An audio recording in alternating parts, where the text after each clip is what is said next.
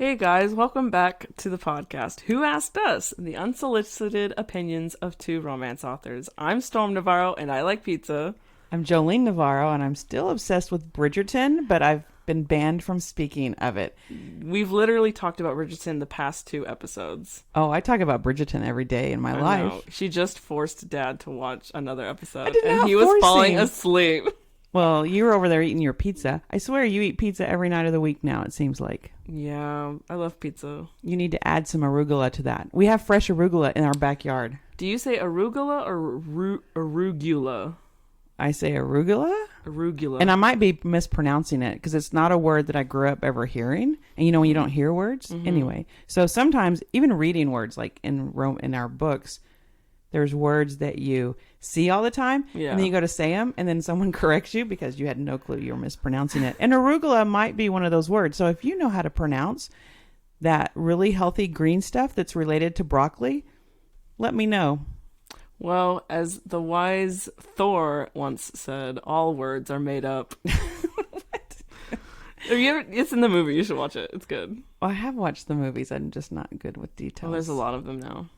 Well, there is a lot of them. So, Thor completely threw me off. Sorry. I mean, that's just my train of thought. Okay, so... so this is our 3rd episode. Yes. And we have a bunch of topics that we're going to end up talking about, like cowboys, Marines. We're going to talk about the love languages with Tate at one point. And everything kind of comes around to us because both of us are romance writers. But first we were romance readers. How old were you when you first started? I was in the 6th grade when I found Aunt Nellie's paper bag full of romance books, and me and Molly started reading them one summer. Ooh, it was scandalous. Like educational.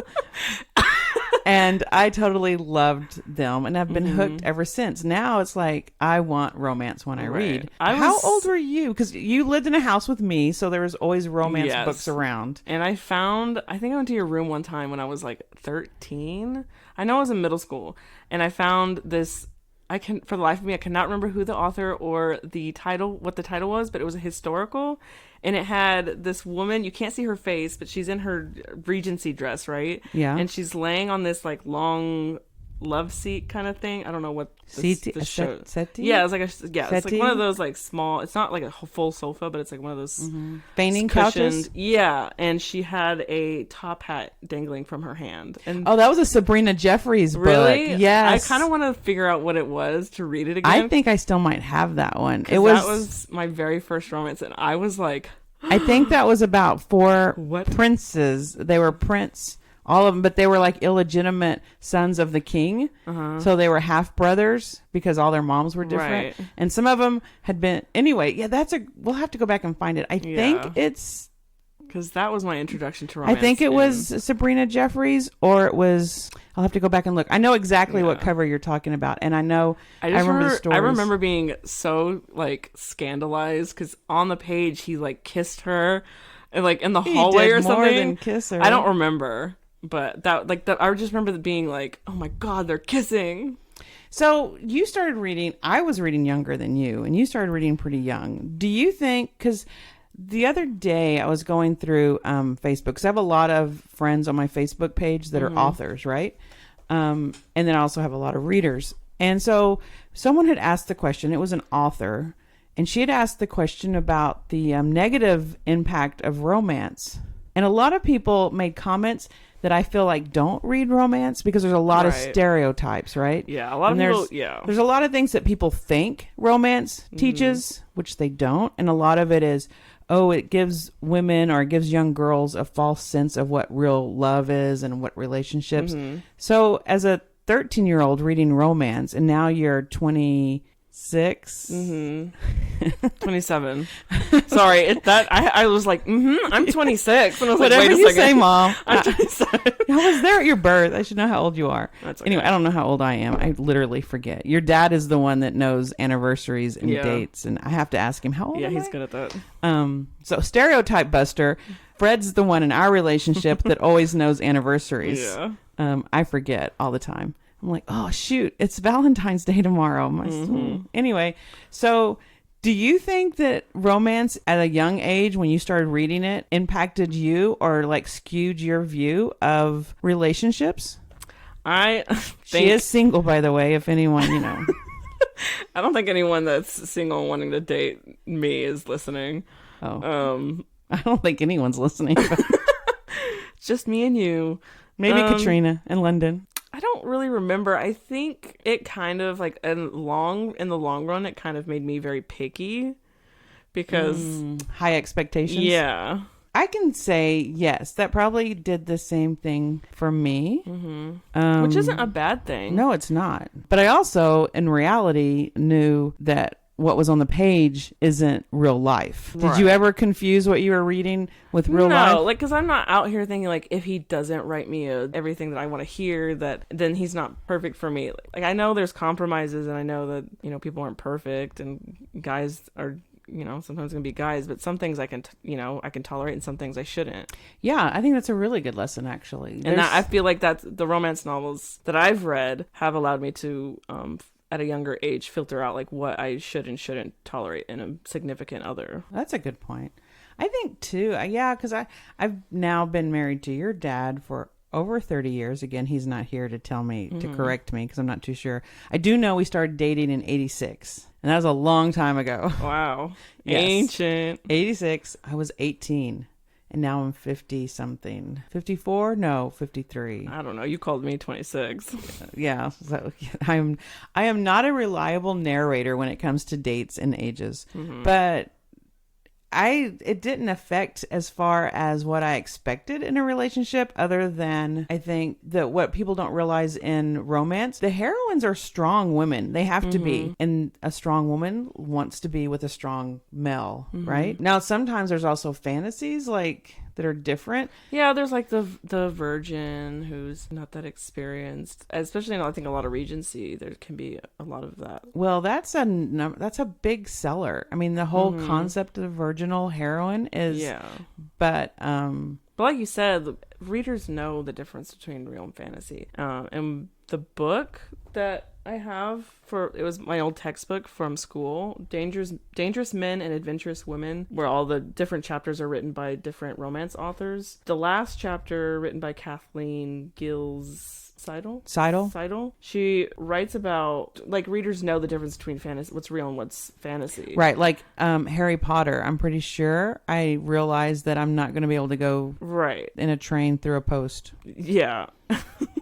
Or even Alice in Wonderland. Of course, that was all a dream, right? I think, or a drug-induced hallucination. Yeah. But we've always known Wizard of Oz. Yeah. We've always known the difference between fantasy, reality. Yeah. And I think a lot of romance critics and naysayers, like general naysayers, will be like, you're leading women to believe in things that aren't real. When I posted this question on my Facebook, and we get a lot of the feel goods. We know it's a safe read. It's a safe place. But there was also some really in-depth discussion about how romance impacted lives as far as helping overcome traumatic experiences. Because you can go into a romance and you can face those triggers, but in a safe environment, right? The experience can be safe. You get to explore a side of a world or relationships that you wouldn't in real life. And that can help. I mean, it brings hope, even during the hardest times. There were several women that said going through a divorce with an abusive spouse, romance, like restored their hope and gave them those feelings that they needed that they weren't getting in real life. You posted the question on your Facebook too. You tend to have a younger crowd than me. What did they say? They said the same thing. There was one woman, she said that it helped her with suicidal thoughts. Like, she was able to escape her abusive marriage during the times she could go to a story that had a happily ever after. When you were getting your master's in writing popular fiction. Thank you. It was really interesting because romance we've talked about this. I think it gets a little looked down upon because it's written by women, about women, and for women. So it's very empowering for women. But one of the ironically, one of the largest opponents, is that one of the largest, sounds cool. One of the largest groups against it. Factions. One of the largest demographic that feminism. Right. Being a feminist. That's being not a a demographic. Yes, being a feminist is a demographic. It's like, are you a feminist? Yes, I'm a feminist. Are you not a feminist? It's not a demographic. Okay, the largest group. Because when you list well, I guess technically it could be a demographic, but usually demographic is where you live, what culture you belong to. So technically, but it's an opposition. It's a group that's against that criticize romance. Vocally, critics. That's probably the word I was looking for. One of the largest critics of romance, ironically, is feminism. Yeah, women who preach sisterhood. Yeah. And so it's women against women, which is like, no, haven't we gotten past this? I mean, I'm a feminist. Well, yes. Oh, I am definitely a feminist, but a feminist doesn't mean you hate men. It doesn't have to mean that. My brothers are feminists. I would say your brothers might be more of a feminist than me. Probably. Bridger used to correct me all the time about certain things. And he's like, Mom, you shouldn't like sing that song. I'm like, oh yeah. That just means they were raised right. Oh my God. So in the last chapter of this book that you read, that she gave me, and it's really good. It's Dangerous Men and Adventurous Women. In the last chapter, she addresses a academic paper that speaks against romance. And it's from a feminist point of view. And what are the 3 things that they accuse romance of doing? 3 top criticisms: that romance writers are not helping women to change their lives. That we're supposed to help women. So they're saying that romance does not change the lives of women. Okay, so what's the second one? That romance books are kind of over consoling, as in kind of, I would say like a little bit like patronizing or patronizing, however you say it. They just let women be sad. Kind of like sedated. Because there is. I think it talked about like basically feminists are saying that if you read romance, you're sad and pathetic and you don't know it. This is what it says: that the books numb the reader, sedate them, and over console them. Radway, the writer of the criticism, says it finds it tempting to suggest that romantic fiction must be an active agent in the maintenance of the ideological status quo. Okay. It is ultimately reconciles women to patriarchal society and reintegrates them with its institutions. Romance writers, they say, are persuading women to endure what ought to be unendurable. Basically, we're muting the call to arms. So basically, they're saying that these women are sad, pathetic, and they don't even know it. Yeah. Well, they're saying that when they're reading romance, it's basically kind of brainwashed them to not be activists or be feminists. Right. They're the feminists know falling something back into the patriarchal idea that men make us happy. You're only happy and you only have a happily ever after when you're married or you fall in love with a man, is what they're saying about romance authors.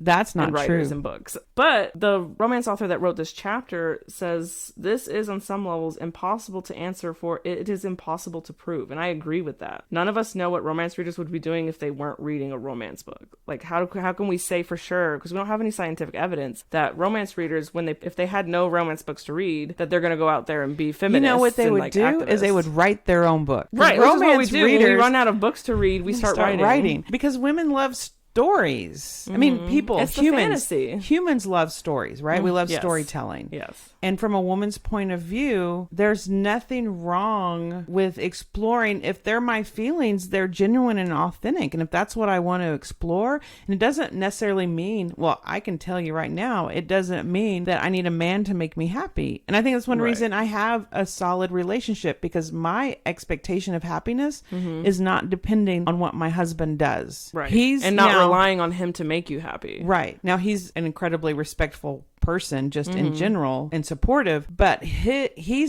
doesn't do anything that guarantees my happiness. I'm responsible for that. Yes. And that's what romance, I think a good romance, that when I'm writing and the ones that I'm attracted to, like Bridgerton, I didn't say that. No. She comes into her own before the love is solid, right? Because you can't love someone if you aren't sure who you are. You have to come into yourself. And that's why it's adventurous, strong women.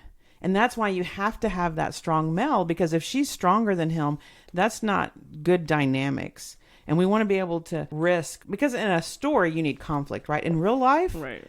I prefer as little conflict as possible, but not in my stories. In my stories, give me conflict. I want that fantasy. I mean, when I was little, before I read romances, I loved to read anything with horses. Mm-hmm. And there was that, like the Black Stallion. Yeah. And Alex is trapped on an island with this wild stallion horse. Yeah. And they connect, right? Mm-hmm. Through his touch and through his gentling, the two become one. Yeah. That type of relationship is what I read over and over and over again in romance. Yeah. I definitely agree with you. Which is also why I probably have horses in most of my books too. She's living through her own writing. Why not? I lived through other people's writings too. Mm-hmm. What's the third? That the books are addictive. Well, and I think ridiculous. That goes... Okay, well, first of all, yes, I think that phrase itself sounds really stupid. No offense to the scholarly critic that wrote She that. wasn't worried about offending romance readers or romance writers, so why should we be worried about offending her? I love what Kathleen has to say about this, though. Like, we have no scientific evidence that it is addictive, and more proof out there is just that humans tend to like to do leisurely activities repeatedly. Anything. It's not just books. Oh my gosh. Not just romance, not just books at all. If anyone has ever raised children or been around children or taught children or had a niece or nephew or a cousin, a little kid that wanted them to read the story, they want you to read the same story to them over and over and over again to the point that they know that story, and it's comforting. It's that you can just relax into that story because you know how it's going to go. And I think so. I don't understand when they say it's addictive. That doesn't even make any sense. Well, she says most leisure activities are compelling, like jigsaw puzzles. Her mom doesn't like to sew at night because she knows she won't be able to stop when she starts. There's compulsive gardeners, people who just can't. And Katrina loves to be outside, loves to go fishing over and over again, even though she'll do the she same knows activity how fishing over and over again. Yeah. And baseball games, like men who watch sports. Okay, your dad again. Okay, my husband was a coach at one point. He's retired now, but he also always played sports, still plays sports. I would come in, I'm like, they're playing football again? He's watching reruns. He'll watch during quarantine? Yes. Because they weren't NFL wasn't there was no new games. There was no one playing sports. So he was watching all the reruns of games. And I'm like, he was enjoying it. He's like, you know who's going to win this, right? He's like, oh, but it's like, look at that hit. Or look at this. And I'm like, I have the same thing when I read a book. And recently, because we have DVR now, we can record games. So when he misses like a Spurs game, a basketball game, he'll end up the next day, he'll know how it ended, like if the Spurs won or lost, but he'll go back and watch it anyways, knowing how it's going to end. He watches it after he's already watched it. Yes, I know. He has a DVD of when they won in 2014. Oh my gosh. And he'll watch the whole series. I know he's having a bad day when he watches that whole series. So cute. But it's not exactly, but it's like we're being criticized for reading a romance book. Like, you already know how it's going to end. Why are you reading that? It's boring, predictable, repetitive. Not if it's done right. There are boring, predictable romance books. We can say all the games are the same. They're just playing basketball. But every game is different. They have the same rules, they have the same motivation, and they have to get... Yeah. Actually, I did a whole workshop on how writing a romance can be equivalent to a football game with 4 quarters. Right. You have 4 acts. That's you have a point. goal. You have people trying to stop you from your goal. Mm-hmm. Oh, I'll have to redo that. That was actually... I did that with Terry, and she did ballet. And together we talked about romance and how you find... romance in other areas outside of romance. Mm-hmm. How other things make you a better romance. She used to be a ballerina. She wanted to be a ballerina. She was a belly dancer for a while. So she talked about belly dancing too. That's cool. Yeah. But it's how experiencing other things in life make the romance writing richer. Mm-hmm. Also, we want to experience things, right? As readers, we want to experience things. And that's what a lot of people replied, that the romance books give them different places to go, different experiences. I had a scuba diver heroine, and it's like, that's kind of cool. That is really cool. Because I think I've kind of like boxed myself in on like what my characters can and can't do. Because my life experience, I'm only 27, so my life experience isn't really, and I don't go out a lot. When I was 27, I already had 3 kids. I'm a very late bloomer. She's single. But it's amazed me watching you find new things to put your characters through, not just conflict, but like their job and their job has to, I do believe that anything in their life has to go back to their motivation or their conflict. Like, why did they pick this job? What does it have? If it's just a random job that has nothing to do with the conflict, then... So how do you, just curious, how do you find something new? Because I tend to I find myself just being like, well, why can't I just do the same thing? But then that's the critic, right? Is that we're just always writing the same story.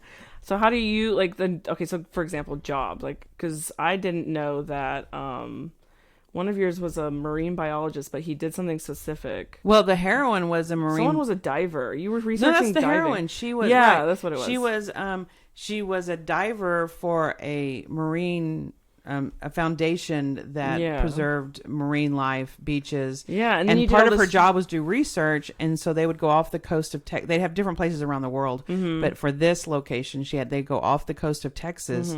And go down, and she would document by taking pictures of reef to document growth. Right. But she was also collecting samples to see how healthy and how things were growing. So yeah, I did a lot of, and I had friends who are actual scuba divers, and then on Facebook, of course, I don't know what I did without Facebook. I'm like, who's a scuba diver? And I didn't realize I knew so many people that actually do scuba diving, like around the world type of stuff. And the type of camera she would have. And so it's a very real job. Right. And she also did a blog, right? A traveling blog about the ocean and stuff. So it was very real and something that was exciting. And also because she was in the process of hiding. So, underwater depth. I mean, so it like symbolism of when you want to be isolated and away from everyone, underwater, you can't get much more than that. I mean, that's pretty isolating. But that's so when we talk about romance, is it fantasy that corrupts or is it reality? I think it's a bit of reality and fantasy. I think some people take it a little too seriously. Well, there is that. It's just an escape.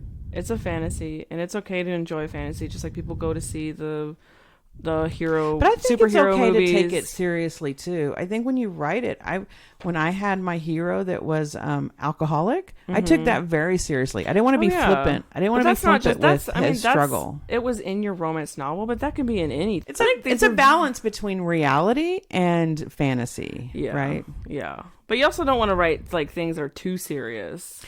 I get told by my editor, because I write for Love Inspired, so it's pretty light. But okay, I say you don't want to, but you try to follow trends. Right now, I think things that are more happy-go-lucky are trending. Kind of the comedy, the classic rom-com. Yeah. But then also you don't want to limit yourself, because if you're like, well, this is what's selling, so I'm going to have to write this. Yeah. But you also want to push the envelope sometimes, because what you write might be the next thing. Right, yeah. Twilight was not a trend when she wrote. Teenage vampires were not a trend. She started that trend. Yeah. It's a balancing act. But at the same time, when you want to get published, you do need to be aware of trends. Yeah. Because something's going on in the universe that people are wanting that, right? So I think they get pulled towards something. And I think it's a huge industry. I think with all the stress of life the last couple of years, especially the last year, people want light. They want something that makes them smile. I agree. Because when we laugh, that's so good for our health. When we laugh and we smile and we feel good, that's just, and when you're feeling good, you have an impact on people around you, right? So what kind of impact are you doing? What are you being positive? Or are you being negative? Are you bringing people down or bringing people up? And how are you doing on the inside, right? You have to be self-aware too, because you can't always go around pretending to be happy, worried about everyone else. And I think romance can take you into yourself. Yeah. And I think it can be healing. I personally think my life is richer because of romance.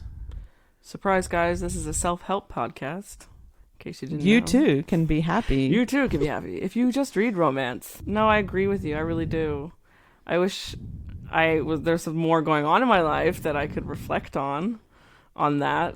Like you have your marriage and your kids, and I have my dog. A dog's a good thing to have. I love my dog. My dog makes me happier the way that romance makes me happier. I don't know. She glares at you a lot. She doesn't glare. She pouts. She like puts her nose down and she'll look at me, and I'm She's like, like, why oh my aren't you God. taking me to the park? She doesn't know what a park is. Oh, I'm just kidding. She does. I've taken her to the park before. But yeah, romance. I can tell you what I think all day. It's my opinion, right? well, I think the podcast is called The unsolicited opinions of two romance authors. Who Asked Us? We Nobody. don't care. We're going to tell you We anyway. don't care. But I just really like this quote from Kathleen. She says, I am tired of the assumption that reading romances proves that there is something wrong with a woman's life. She ought to change her life, the thinking goes, so that whatever needs are met by her books will be met by her life. But books are a part of life, and I agree with that.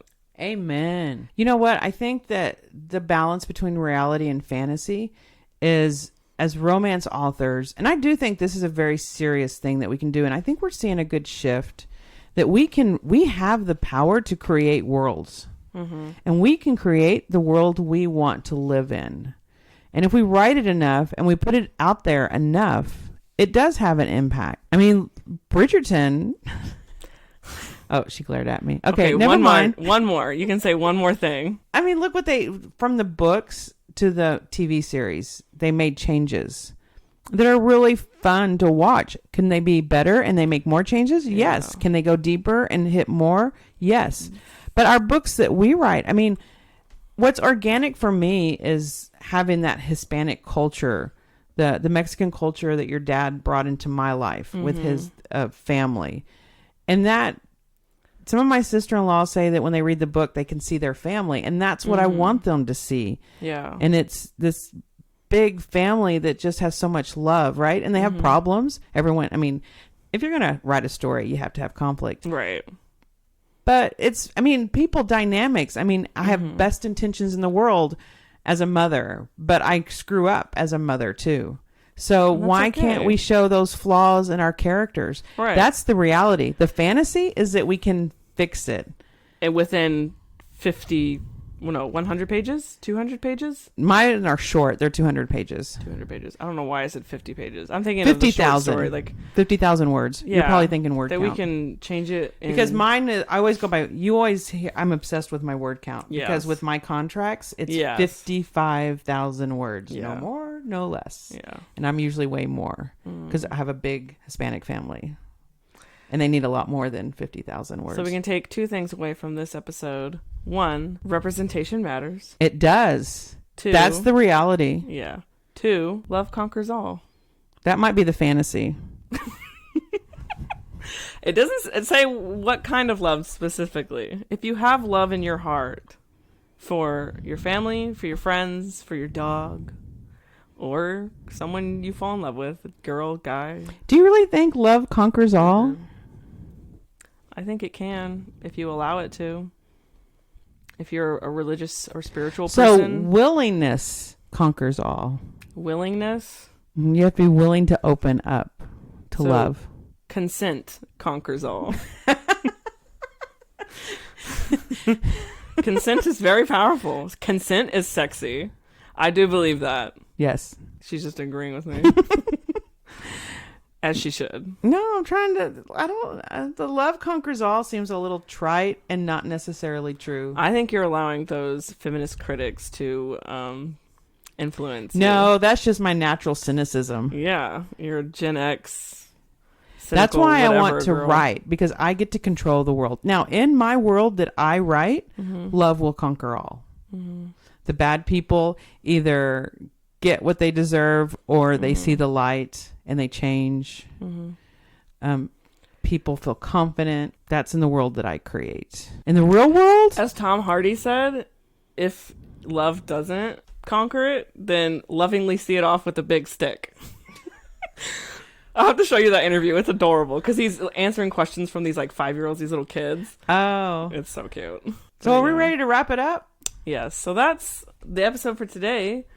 The quote I want to end with is actually from the book that you shared with me. Oh yeah. And what's her name? Kathleen Gills Seidel. And she says, "Judge me by the joy I bring." That's a good one. See, love might not conquer all, but if you can find joy in the midst of the storm, then you win. Because we can't control the storm, but we can control our joy.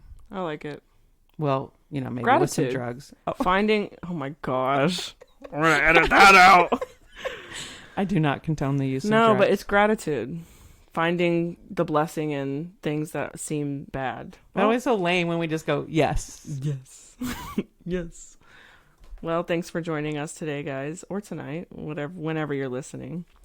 Well, you said today, so today's always going to be today when they're listening. Mom, you're so clever, and I love you. And I hope you'll join me for the next episode because I couldn't do this without you. Judge me by the joy I bring. Otherwise, it'd be the unsolicited opinion of one romance author, and Who cares? I'm really not that opinionated. That's my opinion, and I'm sticking to it. So next weekend is Valentine's Day. Ooh. So come back on Saturday because I think Valentine's Day is Sunday. Yes. Oh, wait, we don't know what day of the week it is. We have no days. We are not going to be limited by a man-made calendar. So when you come back, we'll talk about Valentine's Day. Yeah. Fred and I have some unique Love traditions. and traditions, Valentine's traditions. So if you guys have traditions and you'd like to share them, that'll be cool. Oh, I would like to see any unusual traditions would be great. That would be fun. Okay. See you next time. Bye.